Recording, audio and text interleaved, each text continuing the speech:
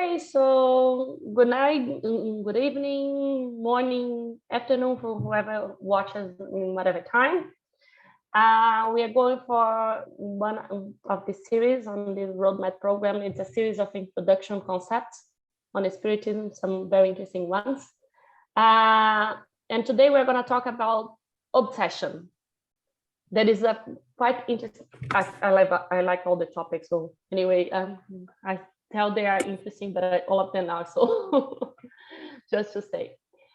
But before we talk about obsession, I think the first question that we have to ask ourselves is, do spirits influence our lives? What do you think, David? Do you think spirits influence our lives? Yeah.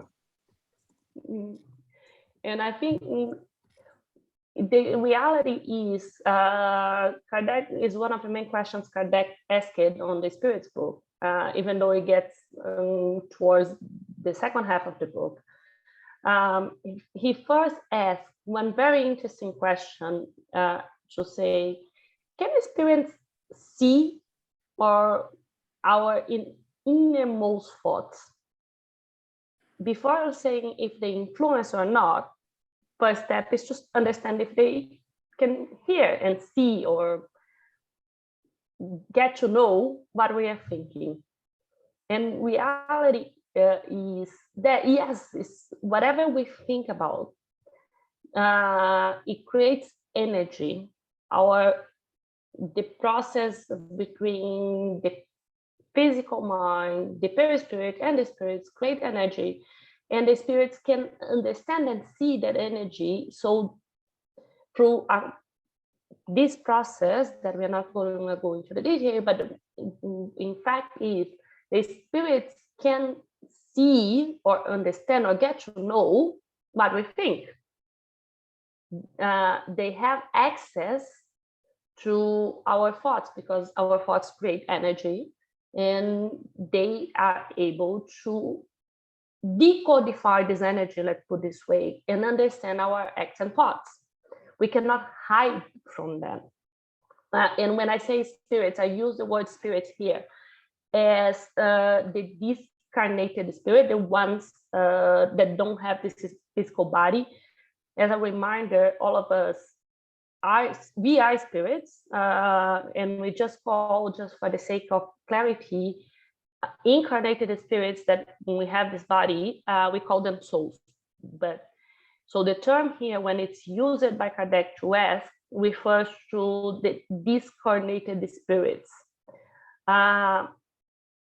Some incarnated spirits from a process of mediumship can also access thought, but it's very unusual, I would say. It's not a very usual mediumship. It's not a new, I'll rephrase myself, it's a bad choice of words. It's not that it's unusual or impossible in any way or form. It's just that it's very rare to see that phenomenon with incarnated spirits or the souls. But with discarnated spirits, yes. And the more evolved they are, the better they are in codifying our thoughts. Spirits that are extremely attached to the material body, to matter, they behave as incarnated spirits because they still not have, they are so attached to the body, and because they are so attached in their thinking and their evolution, that their perispirit is also it's heavier in a way, resembling more the physical body that we have. So they behave more as incarnated spirits. So not all spirits understand that, because they are so linked to the matter and behave as they are incarnated, that they understand that they have this ability. But all discarnated spirits have this ability to see our innermost thought. The ones that are more evolved surely can see our thoughts. So I think sometimes we try to hide. Sometimes I tell to myself, I try to hide from myself my thoughts. There's some thought that I say, why do I have that thought? I don't want to have it. Sometimes when I get really mad and I was like, oh, why am I having this thought? I don't want to have it. But I have it. I have to acknowledge, but sometimes you cannot hide that from the spirits around. So they probably see and read and understand even before us. So in some ways, because we this phenomenon. So if they can access our thoughts, and they can also influence. And Kardec asked this question, and the spirits reply in a very clear way, direct. Yes, they often direct our thoughts and action. And when they say the influence is greater than you think, and say that very frequently is they who guided you, what Kardec means here is, so answer to the question, yes, spirits can influence our thoughts and action. The second part of the question, they answered that the influence is greater than you think. And very frequently, it is they who guide you.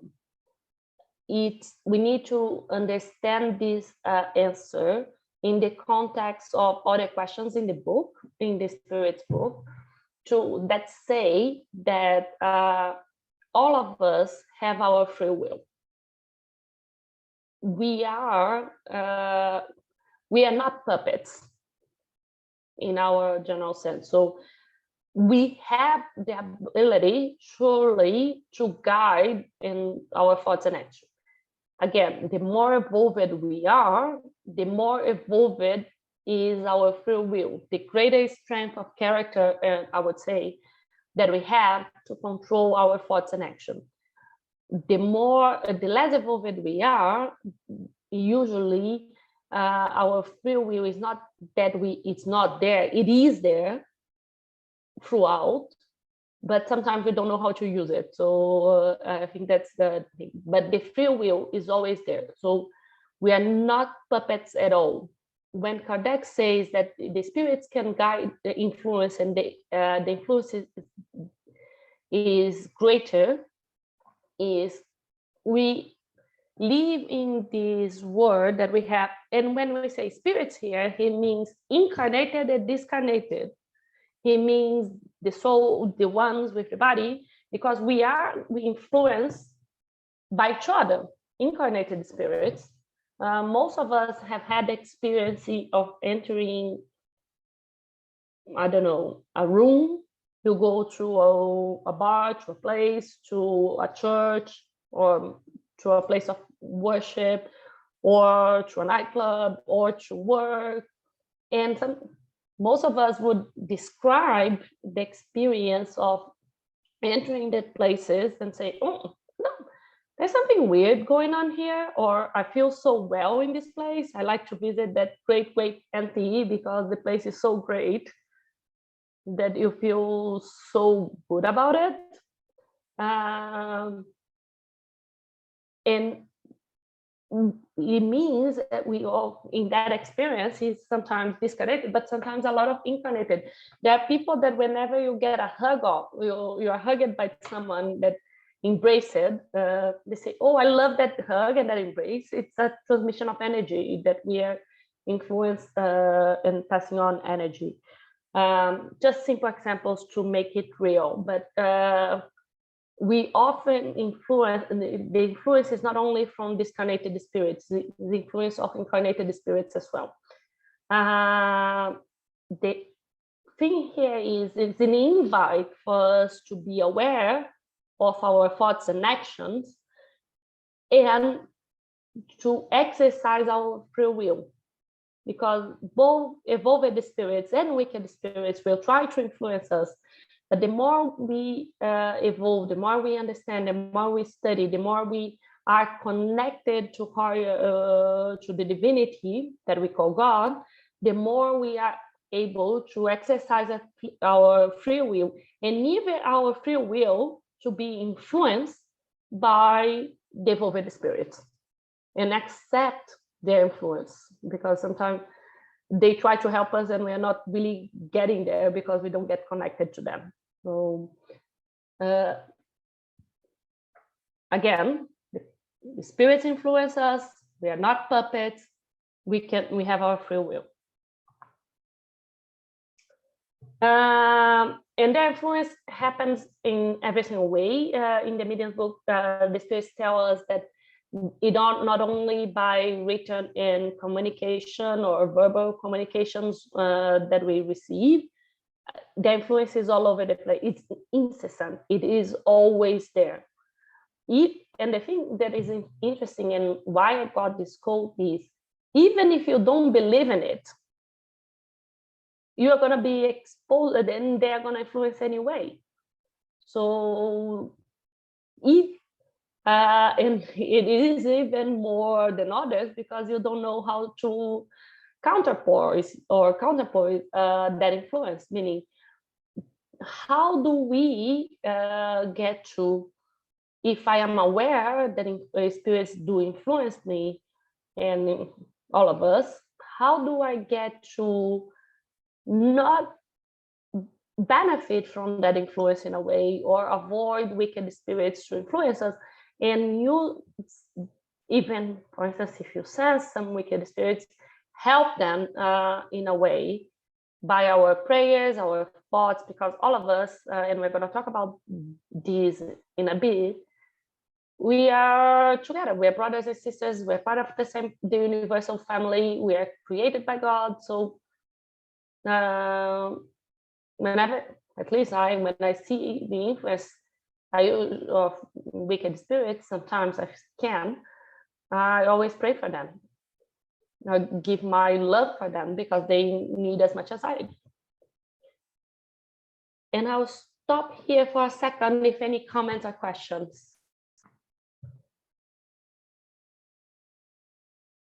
Yeah, I've got 2 questions. If you would like to. Like, first of all, with the reading thoughts thing, like, why is it rare for incarnated spirits to not be able, or why is it rare for incarnated spirits to be able to see into other people's thoughts? Like, why is that rarer than being like a medium?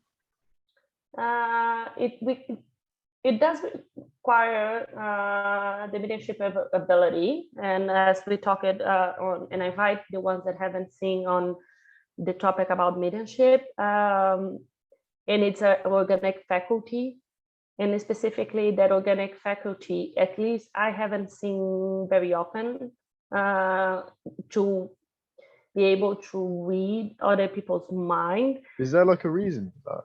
I haven't seen, David, gonna be, maybe I haven't seen a written reason in Kardec, but maybe I need to study a little bit more.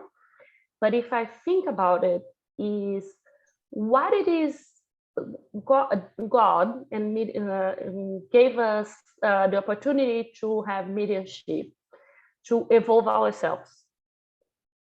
And to be able to help spirits, wicked and all, by healing, by bringing communications, by informing. For instance, we do a lot on the mediumship sessions, guiding spirits that have disconnected, that are not yet aware or are suffering.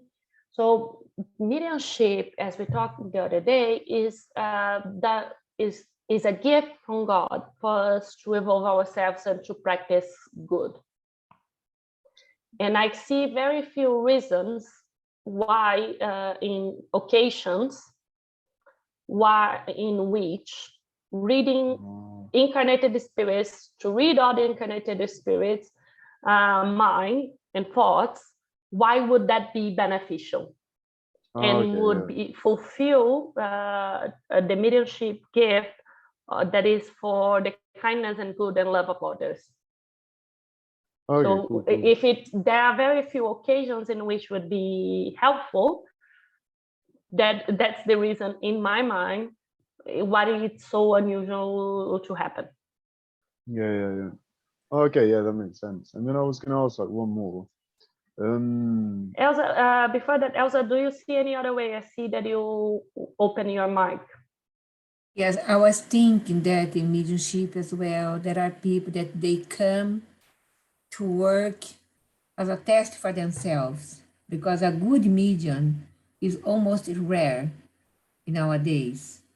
That not use this faculty that is sometimes inherent of genetics or genes and gift from God, and use this task in order to gain money, to influence other people towards different points. That is not only humbleness, charity, and really help someone to be a good person, etc. So as it could be a gift as a test as well, because Ivone do Amaral Pereira, how many incarnations she committed suicide? When you read the trilogy, Cavaleiros de Lumière, that they are not in English yet, and she came in the last incarnation as with this faculty since the early months, early age, and used all her life humbleness, humility. She never affiliated it all, well, just a one spirit center. She works for everyone, everywhere, in freedom, in order to give all these books for us to help people that are, who try to commit suicide, to understand what's going on in suicidal people's mind, etc. And it's a huge task that she fulfilled with a lot of atonements, problems in her life. But it was a wonderful medium. But her past life was always in error, in problems, etc., as we do. And good medium and fulfill. Chico Xavier, good medium and fulfill his task. And Divaldo Franco, a good medium, is doing beautiful job in humbleness, in not a person that I am the best, I am the best, I am the best. We see sometimes. I don't know, I lost what David asked before, but I think you answered very well, Vanessa. Thank you. No, you're welcome. And I think, welcome, Cristiane, as you join, be welcome. And I think David had another question. Yeah, just one more. It was like, for the free will thing, is it that free will is always like constant, but it's just as you become more evolved, it's better directed? Yeah, you Okay, can cool. say that. You can say that. You can, in a simplified, yes. The question answer is yes. Think about, and I think the example that is on for that, and that question has been asked in a more or less similar way, is if you think about a child and a baby. If you think about a baby, at the beginning, the baby cannot do anything. Left by himself, it will die, literally, without food, cannot do anything. So if you think about as the baby evolves into a toddler and a child, you get more awareness and understanding, and you exercise more. Okay. And that's the way to think about it. Okay, so I'll move a little bit further for us to go. One of the questions that people ask is, how can we determine if spirits can influence our thoughts and actions? How do I know if it's a good or a bad spirit? Bad in the sense of wicked. Scrutinize the quality. Good spirits only give good guidance. So it's our responsibility to use our free will to make the distinction. It's unusual, and I would say it will never happen, for a evolved and good spirit to tell you to promote revenge or to treat someone badly, or that you should keep your hate towards someone else. Good spirits would never give that advice. They would only give advice towards what Jesus told us in many, many ways: love yourself and love others as you love yourself. Do to yourselves as you love us. So, Elsa, Yes. Can I speak? Yeah, sure. You open the. Vanessa, I'm thinking here that we saw a video, a short video, I think it's 2 minutes only, but a wonderful, prepared, I think, for Alta de Souza, another institution, regarding the obsession. So the person arrived at home, 6 p.m., and the wife was preparing to go to give a lesson in the university, and we talked about the obsession. And he said, I will stay home and resting because I'm very tired. But I say, I will take a beer because I'm very tired. Once he was drinking a beer or opening a beer, the spirit were obsessors surrounding him. That was on the film, this short video. Says, take a beer, I need a beer. So he incarnated and said, oh, I need a beer. They all suggested this first. Not say evil, I say the obsessed spirits that obsessing the incarnated. The obsessor was saying, I need a beer. So the incarnated, they followed the thought. I need a beer. And sat on the sofa and drink 1, 2, 3, 4 beers, etc. That was suggested by the spirit. So he didn't work properly at home because he was drunk and fulfill the intuition or suggestion from the obsessor. So this is very common. Say, no, I deserve to have a beer. I deserve to go to the pub and stay there doing nothing because I did enough. I deserve to do this and that. So this is just some choices. They are not yours properly. It's suggested, but you choose to follow the thoughts. So if you have a good conscience, a good mind, we will see, it's too much beers. I need to work, so otherwise I won't be possible to work, to fulfill my task, to receive my money that someone will pay me for this task. So we should be very careful because 1 beer, 2 beers, 1 week, 2 weeks, and you can be addicted totally and obsessed, totally in the spirit's hands. Isn't it? Yeah. So thank you, Elsa, because then you will open up for the next chapter that is, obsession is a thing. Obsession does happen. So the phenomena that Elsa described it, that the medium's book Kardec described as the dominion some spirits know how to exert to take over certain person. It's never done, that dominion, except by inferior spirits that take to govern. The good spirits will, through their influence, try to advise, to give good constraints, but they never ever try to restrain our goodwill. They will try to give us thoughts and prayers and guidance so we can exercise our free will in the most proper way.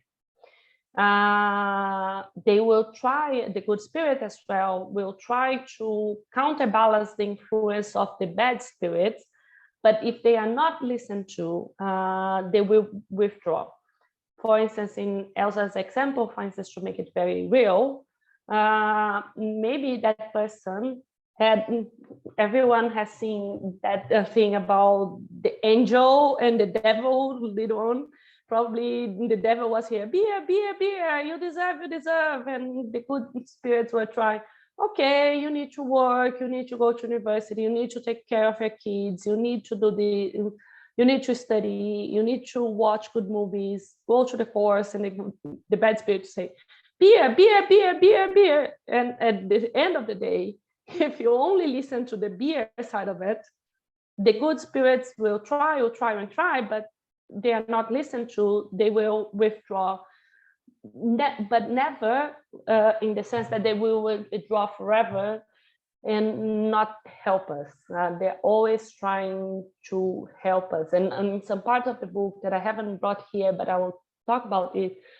We all have our guiding mentors that will always be looking out for us, closer or not that close, but will be was looking out for her out of the spirit world, trying to help us to reach, I would say reach the goals or what we have set ourselves to do when we came to this world, to this incarnation. So even here, they say they will withdraw, we withdraw for eternity. We are not ever left by ourselves in a way. They will take care of us. And it's a very comforting thought that we have this guiding mentor.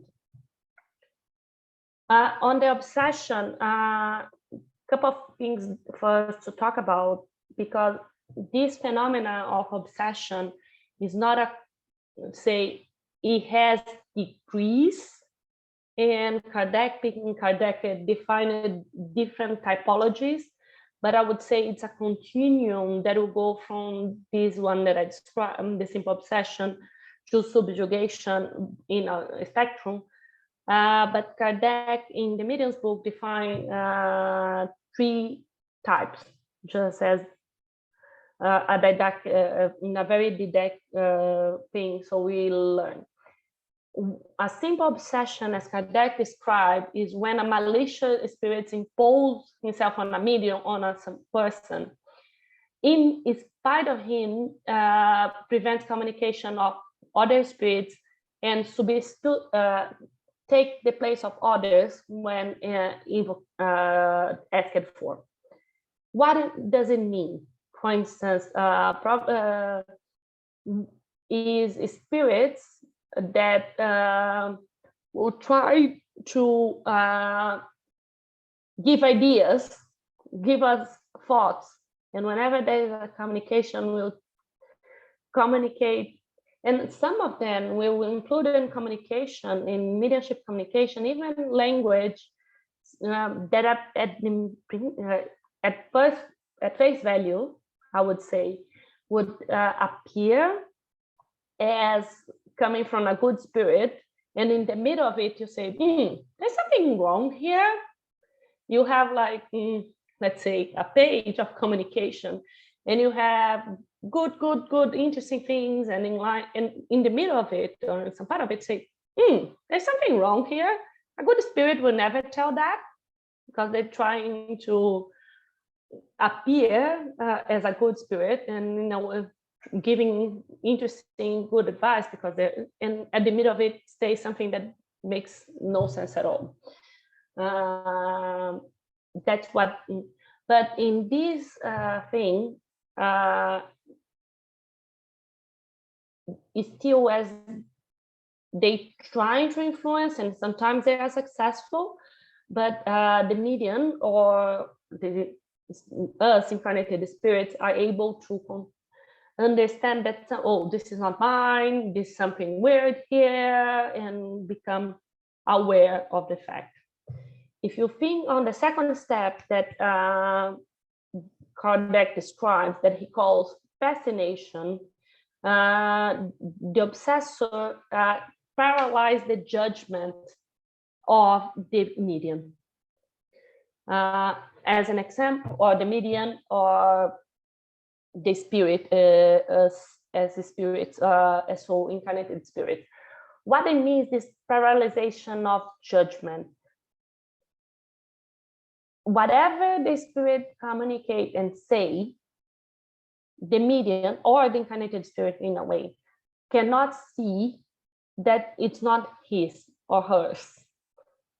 And if anyone comes and judge and tell him, oh, there's something wrong here, are you really sure there's something that is not making sense here?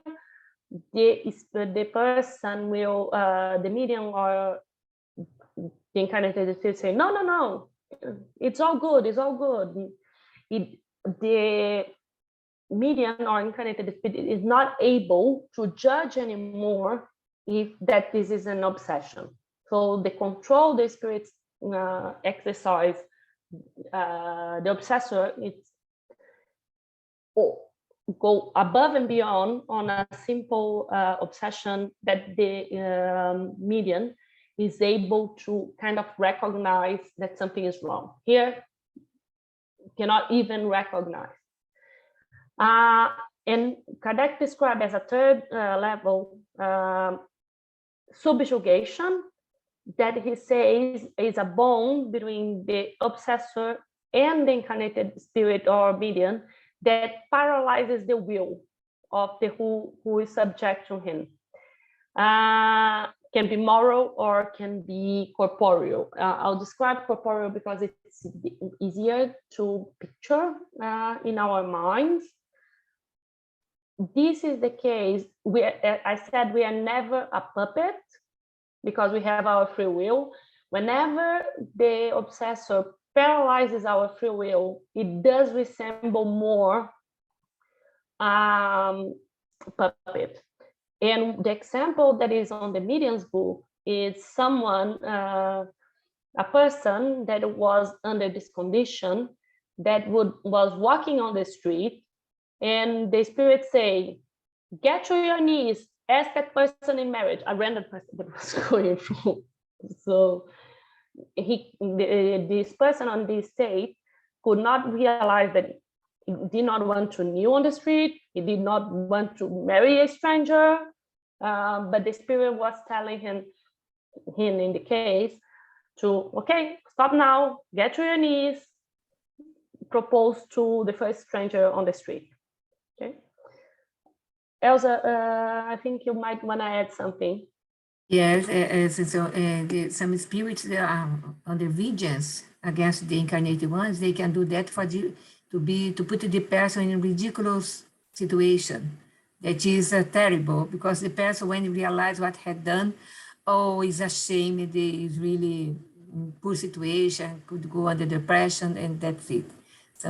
But Vanessa, if you have give it a little time today, we can show this little video that I spoke before.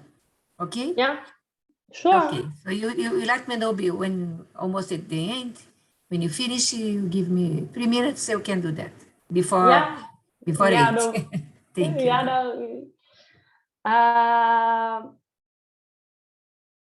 So also Kardec advises us on some how we can know if that's an obsession. And I love Kardec because he's very 1, 2, 3, 4, 5, 6 in order. The characteristic. If we, for instance, in mediumship communications, if the same spirits have been communicating over and over, only the same spirit, if a medium tells, oh, I only receive communication of spirit X, kind of weird, and say, or I'm a medium, but I can only go and talk about certain things. Like it starts to become a yellow to red light, let's put this way. When we are facing illusion, unjustified illusion about certain things, as an example, I'm gonna get, oh, if you keep doing this, you are gonna be extremely rich, and there's no reason for you to believe, because the spirits want you, okay, you do this revenge, and then you're gonna get the money, and you're gonna, like, kind of, again, remember, good spirits will never tell that, and it becomes kind of an illusion in a way. When the spirits say, believe me, and I don't know, sent whatever, or I'm the Buddha, and I'm the one and only that can give you this message. There's some cases that people say, oh no, Jesus is talking to me all the time, and Jesus has come. I think Jesus, in Jesus or the Buddha or something, or surely they are gonna communicate, and they're not. It's not that they are not gonna communicate, but I cannot imagine Jesus coming to someone and communicating every single day, twice a day. So I would love, surely that person would love, but I don't think we.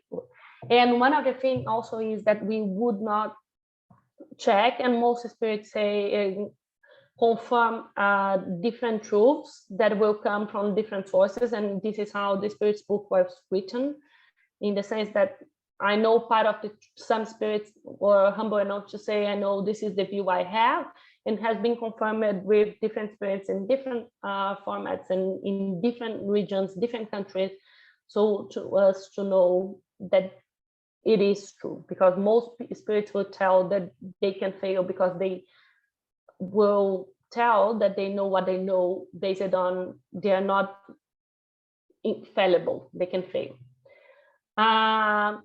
When spirits say, oh, Vanessa, you are the best ever in life, and you are so great, you're so amazing, you are so incredible, and this and that and that and that, so you are the only one that can give this message. Really? I have some qualities, but I have a lot of things that I need to evolve, and all of us are on this path.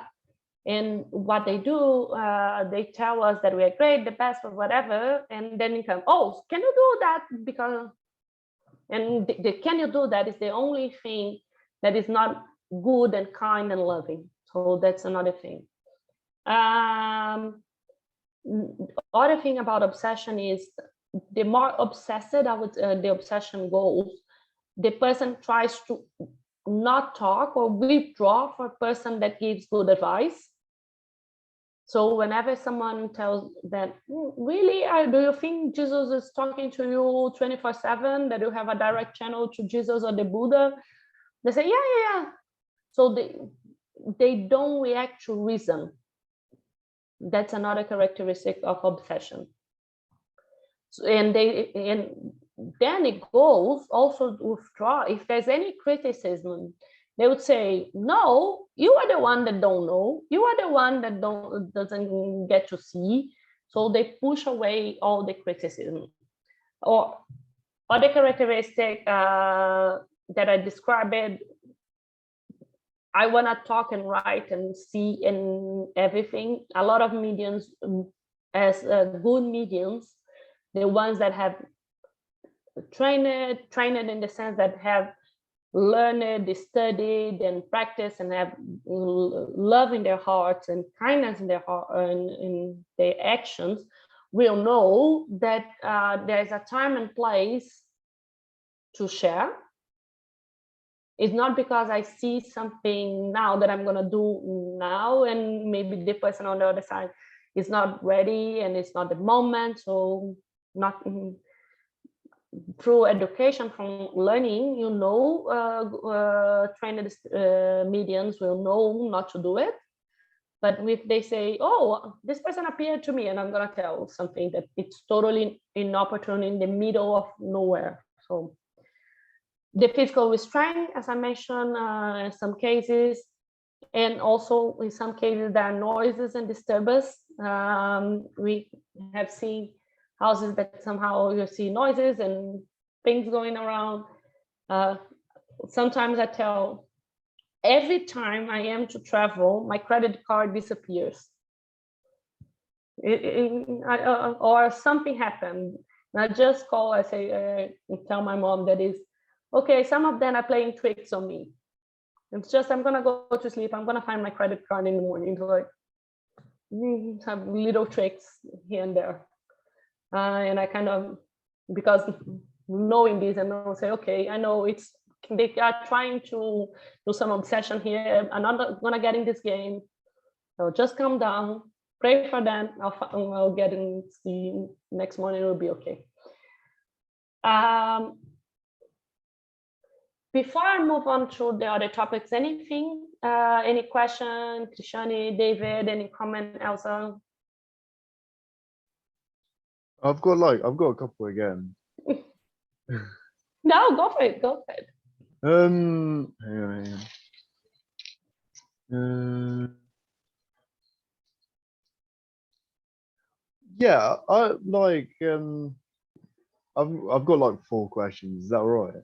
Go for let's go for 1 or 2, and then I'll keep going, and maybe I'll clarify those through the next explanation. Okay, cool. Let me choose them. Yeah, actually, yeah.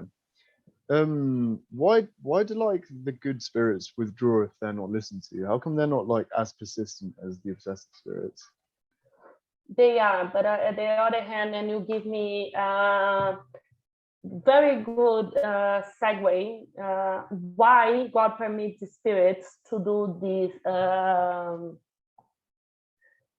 get us to lure us to do this wrongdoing, because also God does these imperfect spirits as instruments for us to persist in doing good.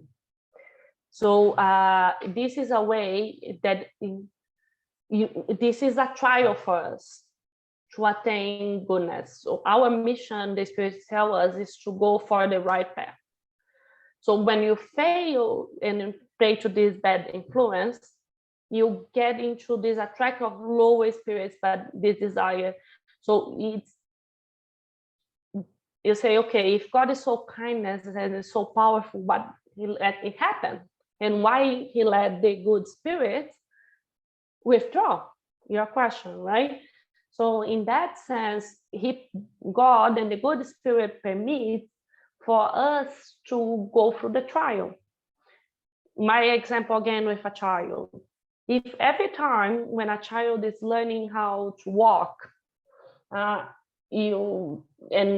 the child will fall, right? And you have to let the child fall, otherwise the child will never be able to walk. When I was in Singapore, I heard about the story that it was super interesting, that parents that did not want the baby to crawl because it's gonna hurt the elbows and the knees, so no, not gonna crawl.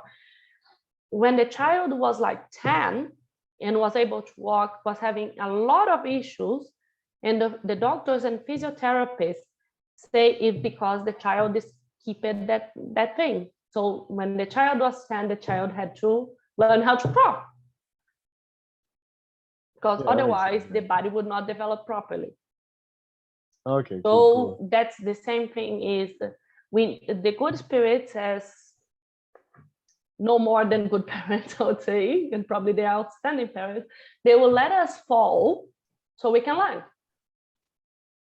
Cool. That's why I said we are never ever left alone. They might withdraw for a bit, but as good parents that say, I'm gonna let you fall, but I'm not let you fall out of the stairs from the top floor to the to the ground floor. I'll let you fall a little bit so you learn. Yeah. Okay, cool. And I was gonna ask as well, like, are there like spirits who like choose to incarnate as someone who is gonna be surrounded by bad spirits so they can like learn how to deal with that situation? We are the incarnation path. Every incarnation is really well thought in the spirit world. We learn through some books from Del Ruiz, for instance, that the process of incarnation, there is even departments in the spiritual world, like big groups of people that really plan each incarnation. So you get the environment that you need to evolve. And if the environment that you incarnate could be the one that you choose together with good spirits, with all this planning for you all spirits to be successful on what they are planning to do on this incarnation, either from what they need to repair from the previous one or the trials, attempts that we need to go through. So in that sense, I wouldn't answer directly yes, they would choose to, but I would say that whatever environment that any spirit is born has been carefully chosen for the best experience on this incarnation towards the goal of evolution. Okay. Vanessa, if I can perhaps Yeah, add sure. something, I was thinking about really some people who sometimes ask, we blame things that we did wrongly. I was the bad spirit influencing me, bad spirit influencing me. But at the end of the day, is the person itself or himself or herself that really are not doing good on his or her choice. Because if we blame everything that is wrong in our life, that the spirit influence us, we are saying that God is not justice. And God is justice. We are the ones, sometimes, obsessed with ourselves. When you are jealous, for example, your sentiment, your ambition is too much. And you need to have the best diamond. So you thought, now I will marry a very rich person that I want to him give to me a wonderful diamond, the best one that I can show to everyone that I am a rich person, blah, blah, blah, blah. So is that the person itself or herself, himself, that is doing this with him, her life or his life. So we sometimes we have to pray or to meditate or to see our inner garden and see what I'm doing for my life to be a better life. I tesserize things, put my problems always under other people's shoulders, or I am the one that, oh, yeah, you did it wrong again. So try to do the best again. So I can talk with myself. I can talk, my spirit can talk with myself in order to evolve, to be a better person, to do good at home. Of course, if I open the door of my mind, I want to be rich, I want to do that, I want someone I want person out of my life. Yes, we are open door for obsessing spirits to come towards us and stay and subjugate us and fascinate us. Yes, Elsa, you deserve the diamond. Yes, I will help you. And my mind was inflated, and I think that I will do that because I don't see anything else, only the diamond in front of my eyes, or the big house, or the big marriage, or the rich person, because we are evaluating only material things. Yeah, we can fascinate ourselves because we are spirit. We can influence others, incarnate to incarnate. That people later on, when people engaged in the studies of a medium's book, can see more in deep study this situation of obsession. Yeah. Thank you, Mani. Krishan, you open up your camera. Do you have any questions or comments? No, I'm fine. Good, excellent. So I'll just cover two other topics. One that I found super interesting is that people ask me, are these wicked spirits that are doing the obsession, are they gonna do this forever? Is their destiny to be obsessing other spirits forever? And we have to remember that no, God, spirits were created simple and ignorant, and all of us will evolve. We just lack the knowledge, and through all the experience that we have, all of us are in the destiny to reach perfection and get closer to God. So no, the wicked spirits that are doing the obsession are just on a transitory state. They will learn because most of them are actually suffering, and they obsess others to, in a way, in their mind, think they will suffer less, but they in a way in suffering. and they will get a point. They will, through their own knowledge, by the prayers that we direct towards them, the good spirits that are trying to help them, they will get into a different path, because all of us are in the destiny to reach perfection and be close to God. So we are not going to be in what Kardec calls the lower rank forever. If God never being all this justice and kindness, do you think he will this person will be under this devil, this suffering, this road forever? No, he's this goodness, and they will guide us, all of us, all the spirits, to reach perfection. So the spirits that are doing the obsession today will certainly evolve through time. So we have to think of them as brothers and sisters and part of the family, of this universal family, and don't think bad of them.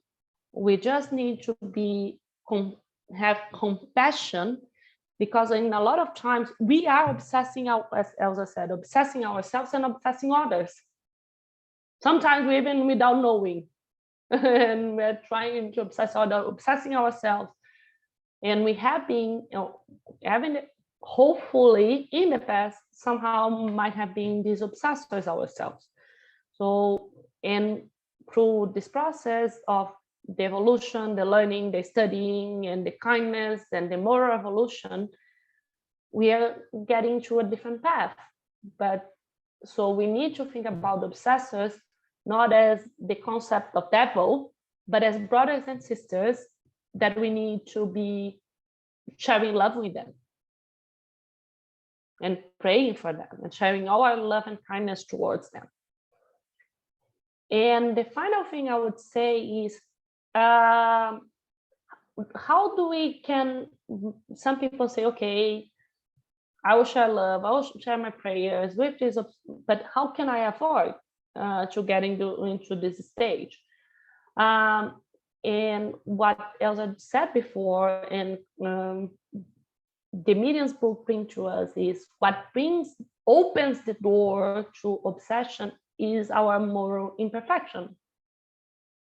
If we do good, and we have these thoughts about kindness and love and generosity and compassion and humility, we are going to attract people towards that. But if we have thought as, okay, I only think about lust and drinking and drugs, and who do you think you're going to attract? So it is true in this physical world. People that do drugs, they are all together because they connect with each other in that randomness and craziness that they are. Same is true with discarnated spirits. Christiane, happy to answer your comment or question. Have you any way to help these spirits, like, and then some way to help them, but they can't follow us or starting try do something wrong with us because we're trying to help them to go to the light or somewhere else? It's a very interesting question, and thank you for that. Yes, I think when we pray and share love with them, by the attitude that we have, and I'll give you an example in this physical world, okay? Mm-hmm. If you go to places of worship or to a spiritist center, to a church to pray, do you think if you invite drug addicts, they would like to go on a regular basis? Probably not, right? So if you have and you practice if you say, okay, I'm gonna go for the soup kitchen and distribute food, how many people want to join that?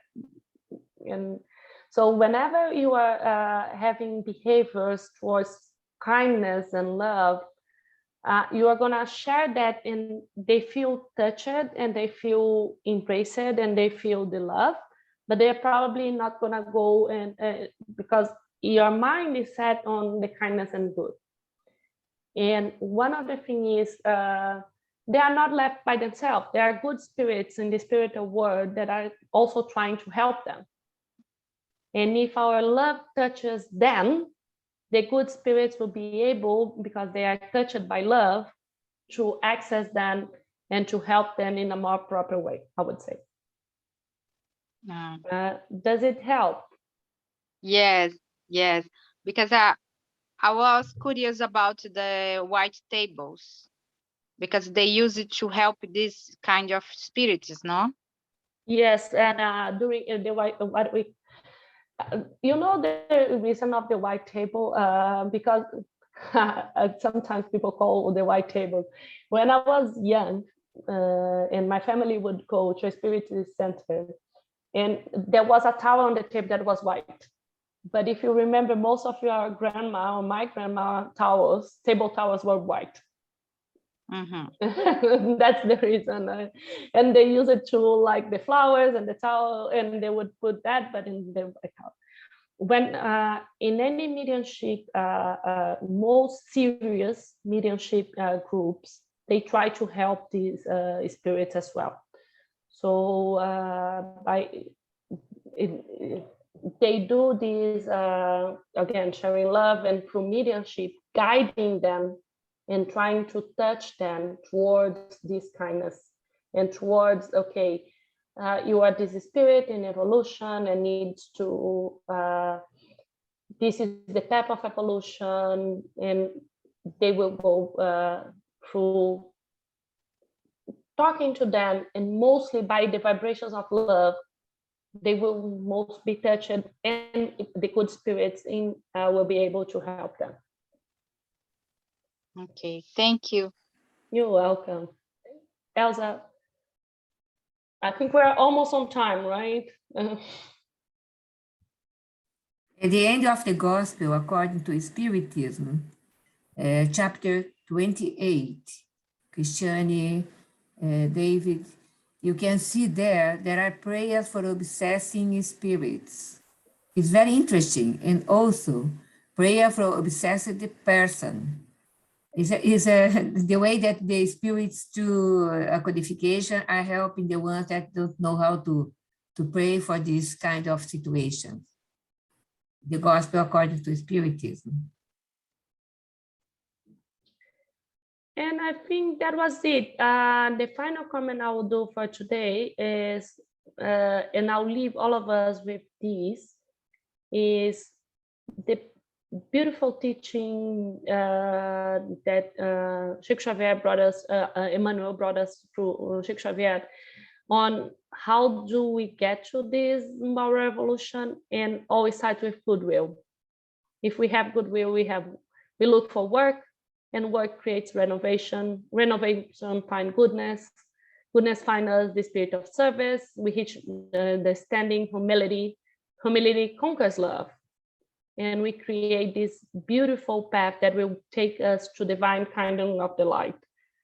So I think it's a good closing for our conversations to think, okay, how do I get there to start this moral revolution? And I love this passage that tells, start by doing work, kindness work, charity. So I think getting back to what Jesus told us, charity is the key to salvation, in a bad translation, but it's work. Getting our hands and our minds towards service, towards others, and towards ourselves as well. And I think that was it. But Elsa, I think now with the questions, we are already over time.